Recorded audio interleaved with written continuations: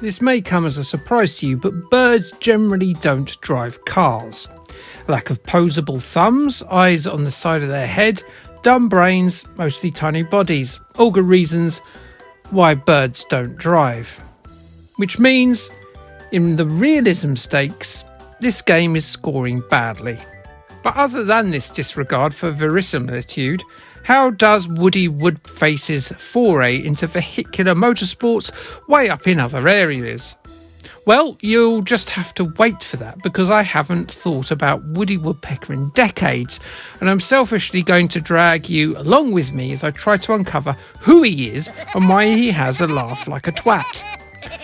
Audiences first encountered the winged headbanger in the latter half of 1940 as a guest star in the theatrical animated short Knock Knock. Knock Knock was actually another character's movie called Andy Panda. No, me neither, and absolutely no relation to Andy Pandy, because that's a panda and that isn't, clearly. Woody Woodpecker proved to be the star of Knock Knock and indeed the standout for the Walter Lantz Studio, which was an animation house later acquired by Universal Pictures. During the golden age of American animation, Woody would go on to appear in 202 cartoons, no doubt causing 1940s New Yorker dads to leave the cinema yelling, "Boy, oh boy, that woodpecker was a scream, I tells you, a scream!" Sorry, American viewers. Television would soon come a-calling for the animated stars of the silver screen, and Woodward was no different.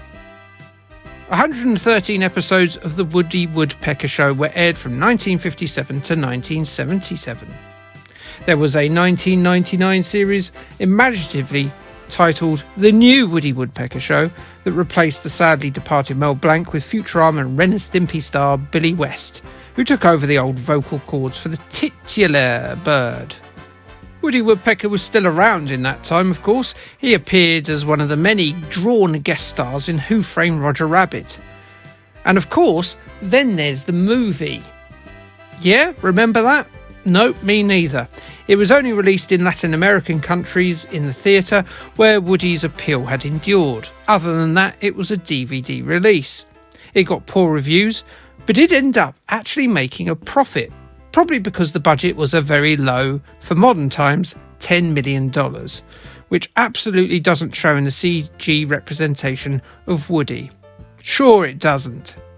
And believe it or not, that film actually got a sequel this year, or 2024 for those Flash from the Future types.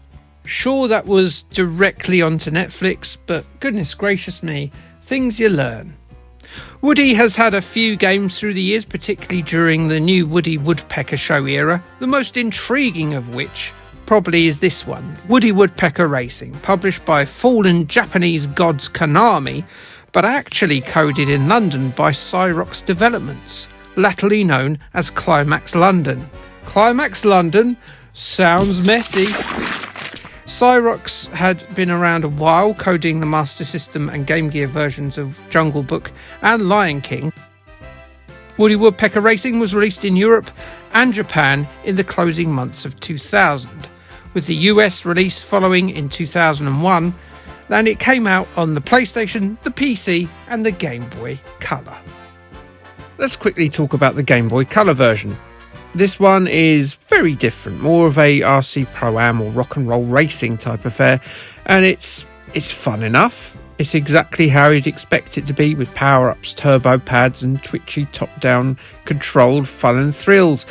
It's not original in any way, but it's got a decent difficulty curve and, well, it's very bland but perfectly playable. I played this and enjoyed it. The PlayStation 1 and PC ones, well, I'll be talking about the PlayStation 1 because that's the way I am. The game kicks off with the signature laugh of its star and then a 2000s-ification of the theme tune as we survey the options on offer. This has already put me in a bad mood. Good sign? Probably not. The options on offer for a single player are a Quest Grand Prix, single race and a time trial. Fairly basic stuff and fairly drab to look at. There are a handful of characters to pick from, with more unlocked via the quest mode. I couldn't actually tell a huge amount of difference between the characters, certainly not compared with the difference of picking, say, Yoshi and Donkey Kong in an early Super Mario Kart game. They all handle fairly similarly, with only the visual differences being their side attacks. More on that later. When you get into a race, and well, the colour palette, it's very nice, isn't it? It's bright, it's cartoony, and it's colourful. And yes, I'm getting the good points out of the way before revealing its darkened underbelly. And yeah, that's all the good points. Yeah, good. It's, well, bad. This game is very bad. The courses first. Let's talk about the courses. The courses are not great. Everything about them is bad.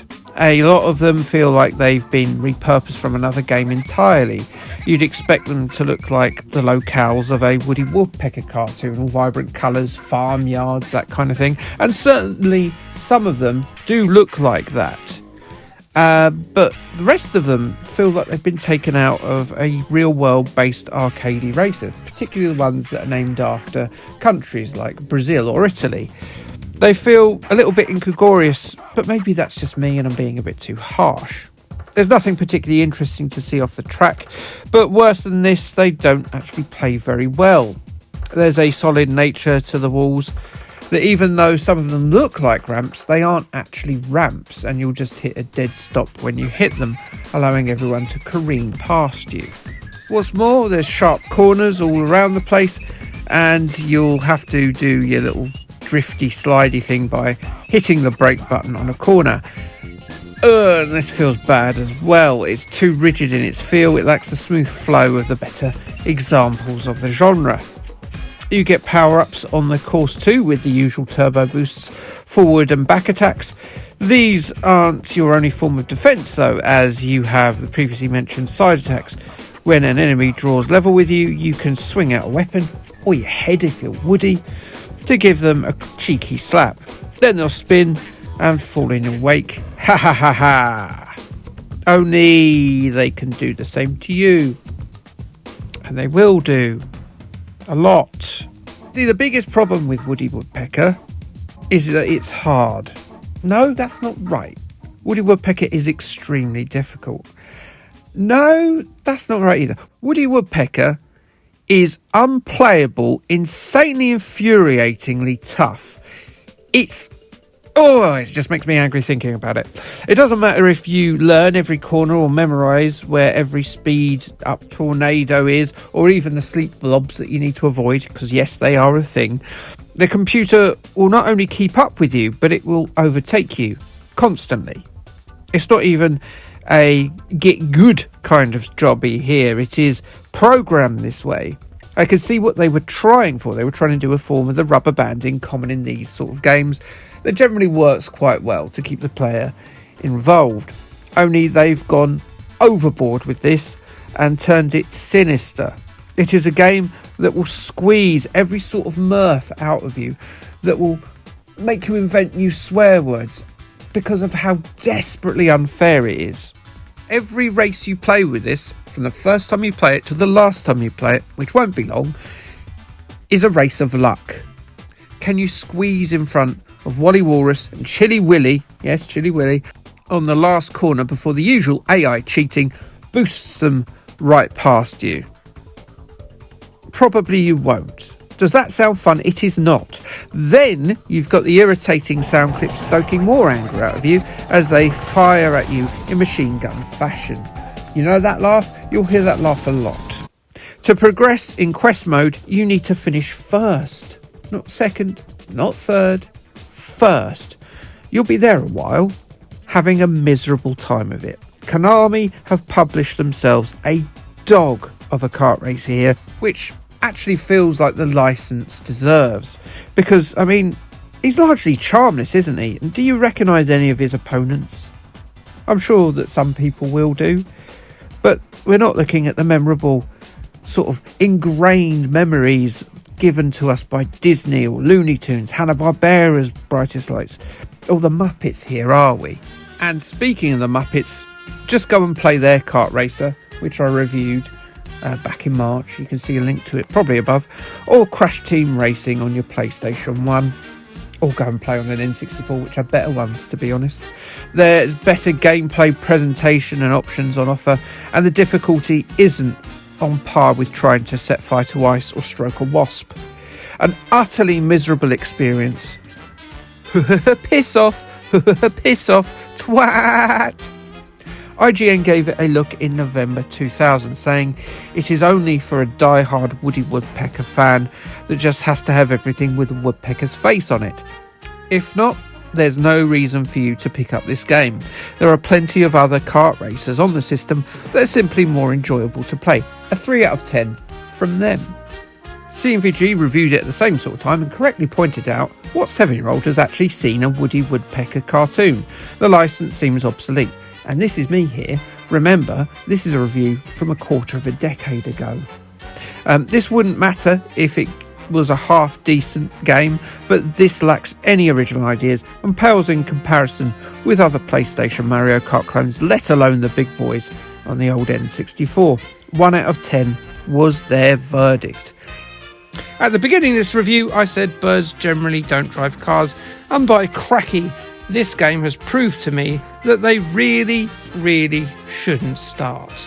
Despite this disappointment, I'm staying on the PlayStation for the next game that we're going to be covering, hoping that we can make things better. Can we fix it? I don't know, maybe?